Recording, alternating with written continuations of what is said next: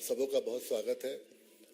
आज हमारे senior leader और नेशनल स्पोक्सपर्सन संबित पात्रा जी बहुत इंपॉर्टेंट इशू लेके आए हैं और इसकी मैग्नीट्यूड इतनी बड़ी है कि बहुत ही डिस्टर्बिंग है सब तरफ, और आज उसका डिटेल लेके संबित जी आए हैं हमारे पास और हम बोलेंगे सर आप। धन्यवाद पंत साहब, आप सबका स्वागत है। नमस्कार। प्रेस कॉन्फ्रेंस में आने से पहले आज टीवी चैनल के ऊपर अभी जो दृश्य देखने को मिला है वो बहुत ही हृदय विदारक है, बहुत ही चिंताजनक है। अभी राजस्थान के बयाना, भरतपुर के बयाना में जो दृश्य आप सबने देखा होगा, चैनल में अभी चल रहा है। एक ट्रैक्टर एक युवक के ऊपर, जिस युवक का नाम निरपत है, उस युवक के ऊपर चढ़ जाता है और युवक की वहीं पर तत्कालीन हत्या हो जाती है, उसकी मृत्यु हो जाती है। विभत्स दृश्य है। ये केवल एक युवक की हत्या का विषय नहीं है, एक युवक की मृत्यु का विषय नहीं है। ये केवल एक ट्रैक्टर एक युवक के ऊपर चढ़ गया, राजस्थान के एक गांव और एक जिले का विषय नहीं है। ये आज पूरे राजस्थान का विषय है, ये आज कांग्रेस शासित राज्यों का विषय है। बताया गया है कि प्रियंका वाड्रा राजस्थान आज पहुंच रही है। मैं आज भारतीय जनता पार्टी के प्रवक्ता के नाते और पार्टी के एक जिम्मेदार कार्यकर्ता के नाते आज प्रियंका वाड्रा जी से ये डिमांड करता हूं कि इससे पहले वो जनसभा को संबोधित करे, ये जो हृदय विदारक दृश्य है भरतपुर का, हत्या हो रही है, सरेआम हत्या हो रही है, उसकी रिकॉर्डिंग हमारे सामने है। ये लड़ाई कोई आज की नहीं है, अनेक वर्षों की दो परिवारों के बीच लड़ाई, पुलिस ने कंप्लेंट, उसके बावजूद हत्या। प्रियंका वाड्रा पहले उस गांव में जाए, पहले जाके उन पुलिस कर्मियों को, वहां के डीएम, वहां के एसपी और वहां के प्रशासन को सस्पेंड करके वो हिम्मत दिखाए कि वो केवल भाषण और स्लोगनरिंग के लिए नहीं है, वो खड़ी हो सकती है। She has to project that she has the spine, she has the gall to visit Bharatpur, to visit the place where this gruesome incident, this gruesome murder has taken place only a while ago, and the video which has gone viral across the country and beyond is heart-wrenching. This is the call to Priyanka Vadra. Priyanka ji, विषय तो बहुत ही गंभीर है जिस पे आज हम press conference कर रहे हैं, मगर दृश्य देखने के बाद अपने आप को रोका नहीं गया। इसलिए हमने आपसे ये चैलेंज दिया है कि आप पहले वहां जाएं। अब मैं विषय पे आता हूं। हिंदुस्तान की ये खूबसूरती है, लोकतंत्र की ये खूबसूरती है कि जब चुनाव आते हैं तो घोषणा पत्र आते हैं। घोषणा पत्र एक पुलिंदा होता है जवाबदेही का। घोषणा पत्र एक पुलिंदा होता है कि हम क्या करेंगे जनता के लिए, हम किस प्रकार से जनता को आगे उनके विकास के लिए काम करें। अगर घोषणा पत्र आप लागू नहीं करते, जिन राज्यों में आपने इससे पहले शासन किया, जिन राज्यों में इससे पहले आपने घोषणा की थी और वहां घोषणा पत्र लागू नहीं होता है, तो कभी आप खालिस्तान के समर्थन में खड़े हो जाते हैं, तो कभी हमास के समर्थन पे खड़े हो जाते हैं। आज अशोक गहलोत खालिस्तान के समर्थन में उन्होंने बयान दिया है। राहुल गांधी और कांग्रेस पार्टी आज हमास के समर्थक के रूप में पूरे हिंदुस्तान और पूरे विश्व में वो देखी जा रही है। आखिर हमास का समर्थन क्यों करना पड़ रहा है? आखिर खालिस्तान के समर्थन के पीछे अशोक गहलोत को क्यों जाना पड़ रहा है? एक ही शब्द है, तुष्टीकरण। अगर घोषणा पत्र लागू किया होता हिमाचल प्रदेश में, अगर घोषणा पत्र लागू किया होता कर्नाटक में, तो आज खालिस्तान शब्द का प्रयोग नहीं करना पड़ा होता, जिस खालिस्तान के कारण इंदिरा गांधी जी की हत्या हुई। अभी एक विदेशी राष्ट्र में एक टैब्लॉइड गया था, इंदिरा गांधी की हत्या को सेलिब्रेट करने की कोशिश की थी। भारत के सरकार ने खड़े होकर उसका विरोध किया था, और आज एक कांग्रेस के सिटिंग मुख्यमंत्री खालिस्तान के लिए बोल रहे हैं। इसलिए बोल रहे हैं क्योंकि घोषणा पत्र ना तो हिमाचल प्रदेश में लागू हुआ और ना ही कर्नाटक में लागू हुआ। मैं लेकर आया हूं घोषणा पत्र। हिमाचल प्रदेश में क्या घोषणाएं की थी, कर्नाटक में क्या घोषणाएं की थी, और अंततोगत्वा किस प्रकार से उनका हश्र, उनका अंजाम नकारात्मक रहा, वो इंप्लीमेंट नहीं हुए भी तो इस प्रकार से हुए कि मिलने के बदले देना पड़ा, लेने के बदले देना पड़ा। आप देखिए, जहां तक हिमाचल प्रदेश का सवाल है, जो सबसे बड़ी घोषणा की गई थी राहुल गांधी जी द्वारा और प्रियंका वाड्रा जी द्वारा, वो क्या थी? युवाओं को लेकर थी कि हम सत्ता में आएंगे। हिमाचल प्रदेश में पहली कैबिनेट की बैठक में 5 लाख युवकों को रोजगार दी जाएगी। 5 लाख युवकों को, 1 लाख नहीं, 2 लाख नहीं, 20,000 नहीं, 25,000 नहीं, एक साथ 5 लाख युवकों को नौकरी दे दी जाएगी। और वो भी कोई 10-12 कैबिनेट में नहीं, पहली कैबिनेट में इसकी घोषणा होगी। कुछ नहीं हुआ। कई कैबिनेट की बैठक हो गई, लगभग 11 महीने की सरकार हो गई है, कुछ नहीं हुआ। आज का टैगलाइन है, कुछ नहीं हुआ। दूसरी बड़ी घोषणा क्या थी प्रियंका वाड्रा जी द्वारा? प्रियंका जी, आप तो आज पहले हमारा चैलेंज भरतपुर वाला एक्सेप्ट करिए, और ये दूसरा चैलेंज मैं आपके सामने रख रहा हूं। आपने हिमाचल प्रदेश में सीना ठोक के कहा था, आपने सर उठाकर कहा था हिमाचल प्रदेश में कि हम 22 लाख महिलाओं को 1,500 रुपए मुआवजा देंगे। 1,500 रुपए प्रति माह मुआवजा 22 लाख महिलाओं को। लाख तो ऐसे बोलते हैं जैसे पता नहीं। 5 लाख युवक, 22 लाख महिलाएं, कुछ नहीं हुआ। क्या हुआ? 1150 रुपए और 1350 रुपए जो हिमाचल प्रदेश में जयराम ठाकुर जी की सरकार, भारतीय जनता पार्टी की सरकार जो मुआवजा महिलाओं को दे रही थी, जो पेंशन दे रही थी, उसे बढ़ा करके 1,500 कर दिया। 1350 तो हम ही दे रहे थे। आपने कहा था अतिरिक्त 22 लाख महिलाओं को आप देंगे 1,500 रुपए। क्या हो गया? भुगतान क्यों नहीं हुआ? कुछ नहीं हुआ। 300 यूनिट बिजली फ्री देंगे, 300 यूनिट बिजली फ्री देंगे, कुछ नहीं हुआ। उल्टा 125 यूनिट जो फ्री जयराम ठाकुर जी की सरकार, भारतीय जनता पार्टी की सरकार हिमाचल प्रदेश में दे रही थी, उसे भी कैंसिल कर दिया गया। 300 यूनिट बिजली फ्री देंगे, कुछ नहीं हुआ। युवाओं के लिए 680 करोड़ रुपए का स्टार्टअप फंड स्टार्ट करेंगे, पहली कैबिनेट की बैठक में। और सब कुछ पहली कैबिनेट की बैठक में ही करने वाले थे। पहली कैबिनेट की बैठक में 680 करोड़ रुपए राहुल गांधी जी युवाओं को स्टार्टअप में देने वाले थे। अंजाम कुछ नहीं हुआ। और तो और प्रियंका वाड्रा और राहुल गांधी जी ने कहा था हिमाचल प्रदेश में जाकर के कि मोबाइल क्लिनिक से हर गांव में हम मुफ्त इलाज पहुंचाएंगे। हर गांव में मोबाइल क्लिनिक जाएगी।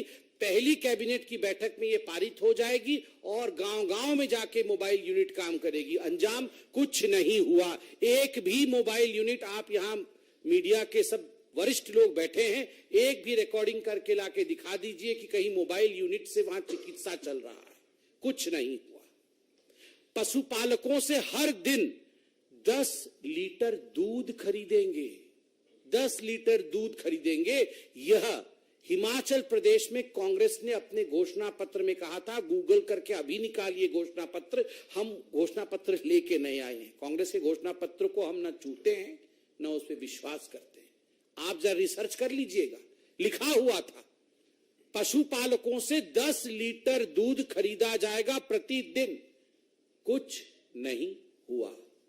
मैं तो आज युवकों से कहूंगा, युवकों आज आप ट्विटर में ये हैशटैग चलाइए, कुछ नहीं हुआ। और उसके बाद 2 रुपए किलो गोबर भी खरीदा जाएगा।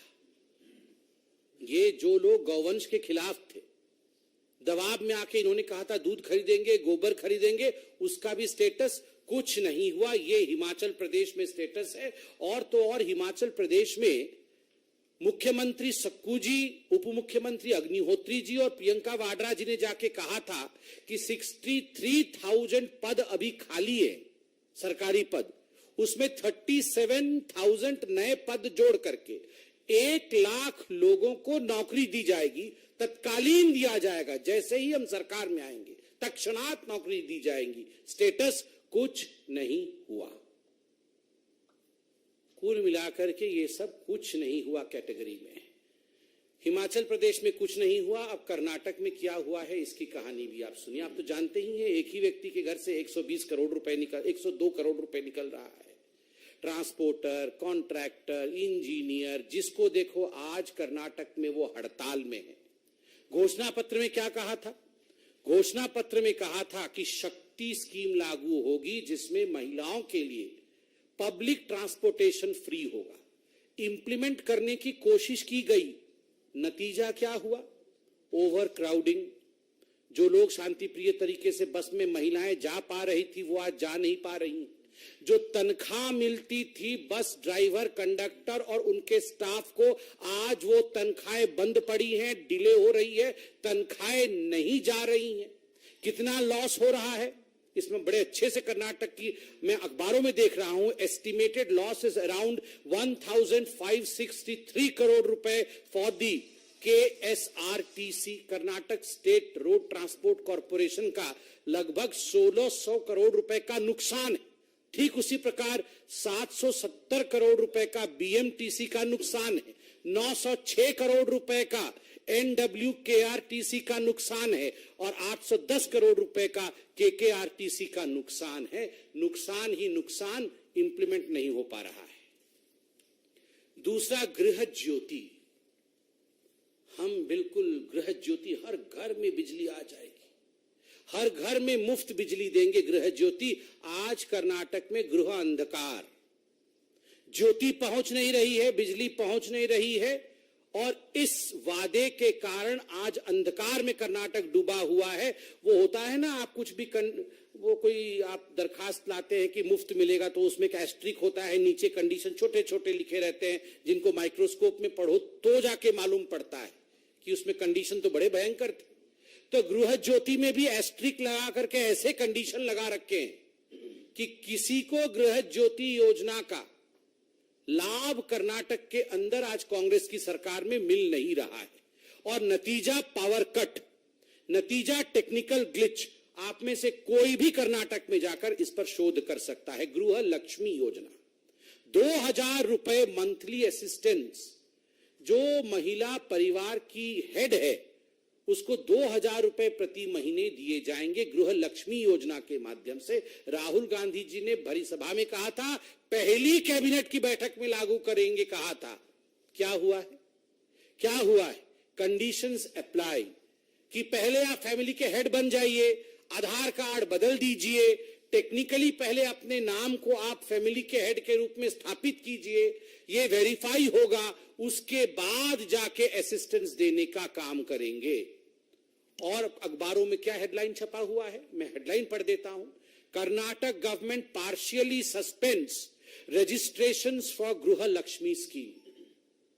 जो रजिस्ट्रेशन करने की प्रक्रिया आरंभ की थी उसे उन्हें बाध्यतम सस्पेंड करना पड़ा। इसलिए सस्पेंड करना पड़ा क्योंकि टेक्निकलिटीज जो थी वो मीट नहीं हो रही थी। तो आपने अनाउंस क्यों किया राहुल गांधी जी? पहले आपको टेक्निकल विषय पे साउंड हो। वैसे राहुल एंड टेक्निकलिटी ये तो एक साथ कभी जा ही नहीं सकते। वो समझते कहां है, वो समझते कहां है टेक्निकलिटी।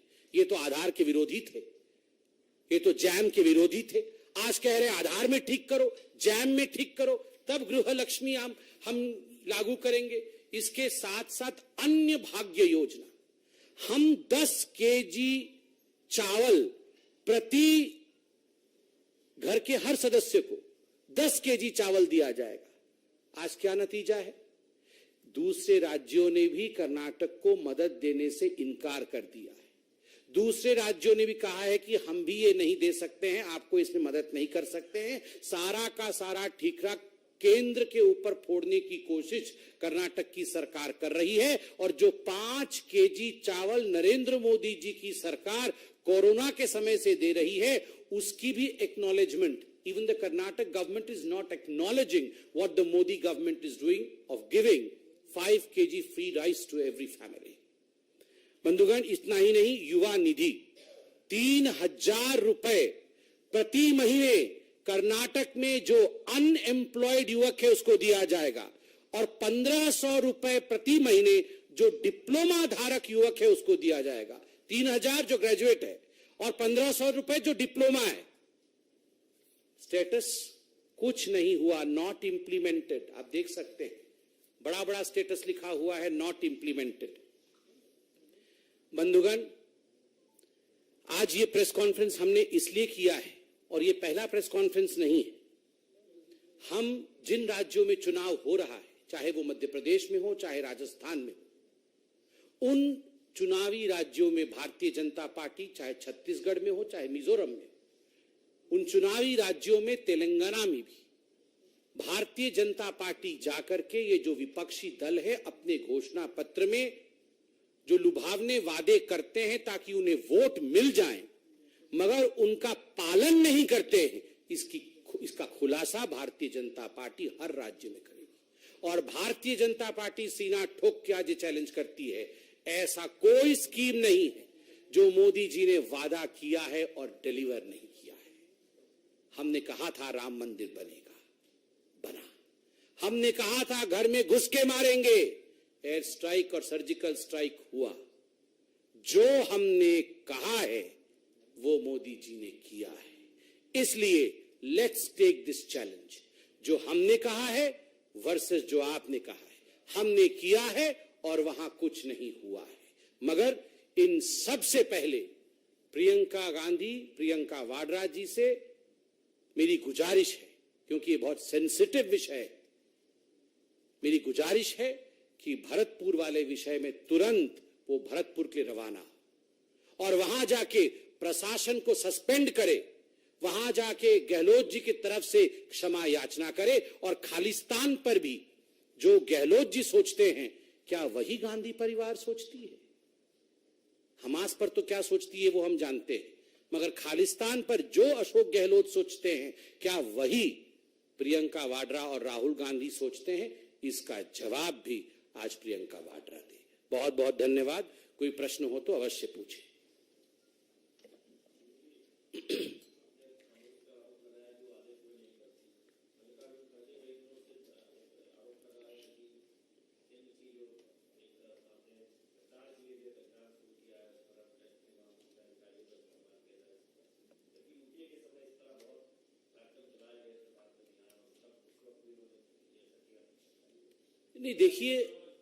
नहीं देखिए, ये जो डिपार्टमेंट्स हैं, चाहे ईडी हो, चाहे सीबीआई हो, आपको क्या लगता है ये अपना काम नहीं करे?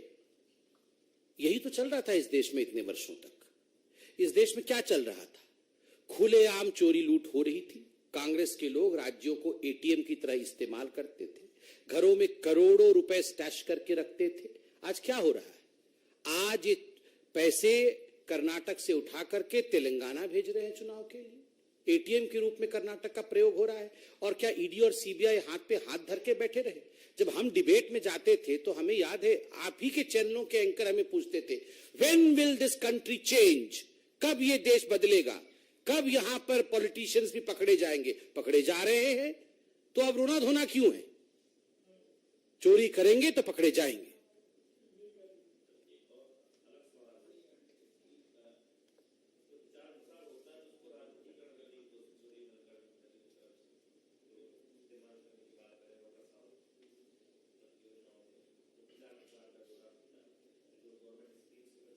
तो वो इसी में जाके बोले इस विषय को, उनको अगर ऐसा लगता है तो।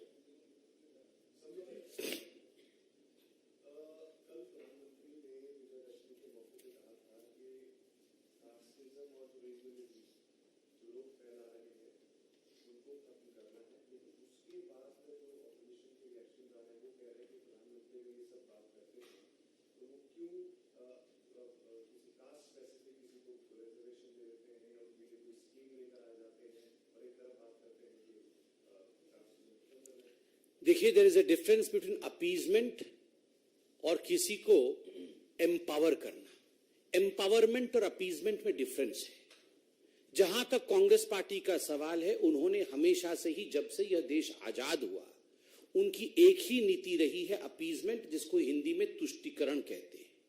और जहां से भारतीय जनता पार्टी का शासन शुरू हुआ, चाहे वो अटल बिहारी वाजपेयी जी की सरकार रही हो 6 वर्ष की, या फिर 9.5 वर्ष की मोदी जी की सरकार रही हो, अपीजमेंट हमारे शब्दकोश में नहीं है, तुष्टीकरण हमारे शब्दकोश में नहीं, जाति के आधार पर नहीं, धर्म के आधार पर नहीं, किस रूप से एक गरीब को उसका हक मिले, उसका एम्पावरमेंट, जिसको हिंदी में सशक्तिकरण कहा जाता है, उसके सशक्तिकरण के लिए मोदी जी काम कर रहे हैं।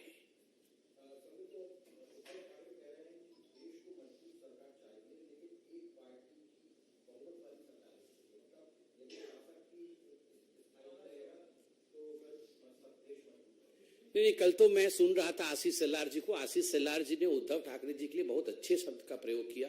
वो कांग्रेस हृदय सम्राट है।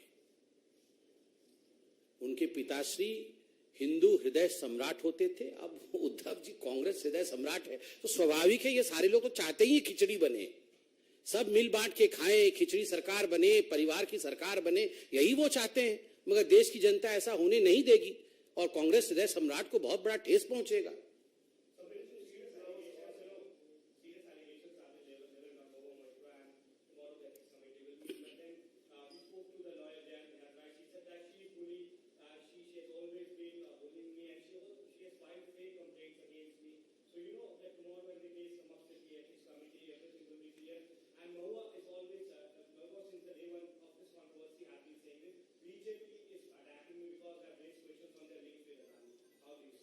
See, as far as this whole issue is concerned, I would reserve my comment for a later date, because as rightly pointed by you, the thing is in front of, the matter is in front of the ethics committee, and I should not breach that. Because let the ethics committee investigate, let the ethics committee come out with a report, and let us all know what the truth is, which we are all awaiting eagerly. Let me not cross the line of commenting before the ethics committee comments.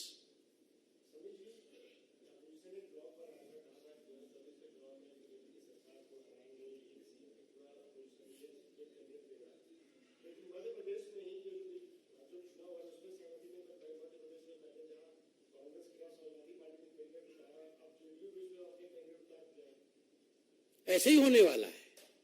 आपको क्या लगता है, ये सारे लोग एक होकर के भारत माता कैसे आगे बढ़ेगी इसकी चिंता कर रहे थे क्या?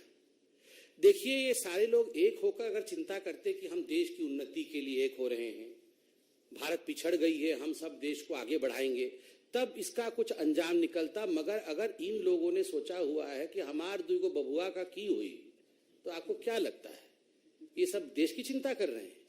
ये अखिलेश जी बहुत देश की चिंता कर रहे हैं, ये सोनिया जी देश की चिंता कर रही, ये सब चिंता कर रहे हैं हमार बबुआ लोगों का क्या होगा, इसलिए ये सब हो रहा है। सब अभी शुरू नहीं, अभी तो आप ट्रेलर देख रहे हैं। देखिए 24 के चुनाव से पहले क्या होने वाला है। सड़क पे लड़ाई होगी, दर्शक दीघा में हम और आप बैठ के देखेंगे। हाँ जी सर।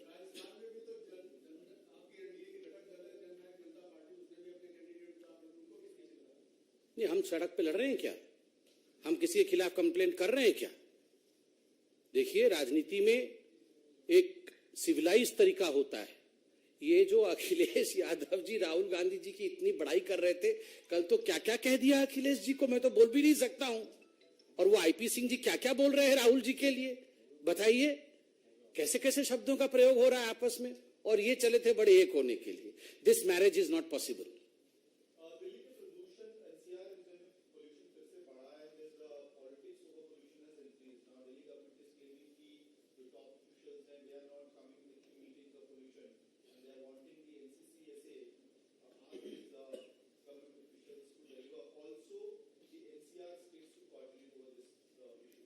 देखिए, ये अरविंद केजरीवाल जी से पूछिए, वो बोल रहे थे हमारी सरकार पंजाब में आ जाएगी, दिल्ली में आ जाएगी, तो हम सब कुछ एकदम दिल्ली स्वर्ग जैसे बन जाएगा। कुछ पेरिस या लंदन कुछ बोला तो था उन्होंने, ऐसे बन जाएगा दिल्ली, पॉल्यूशन भी कंट्रोल हो जाएगा, पराली जलेगी नहीं पंजाब में, सब कुछ हम कमाल कर देंगे।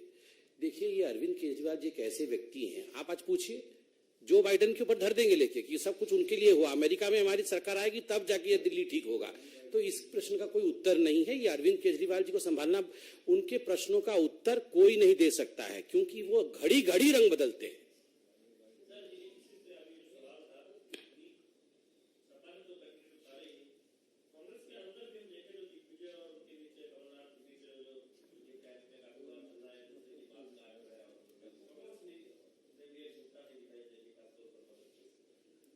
नहीं, कांग्रेस में तो, अरे कांग्रेस में क्या है, मैं तो सुनने में हम लोग को ये भी आ रहा है और आप लोगों के माध्यम से आ रहा है कि परिवार में भी एकजुटता नहीं है। लोग तो ये भी बोल रहे हैं कि प्रियंका की राहुल, इसमें भी लड़ाई चल रही है। अब बताइए, आप ही बताइए, भविष्य कौन होना चाहिए?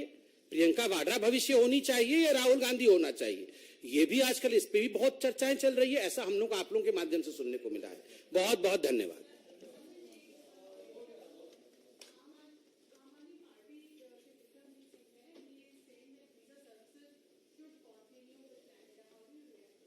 I would not react to that because this is an issue out of the purview of a party. This is an issue of the government.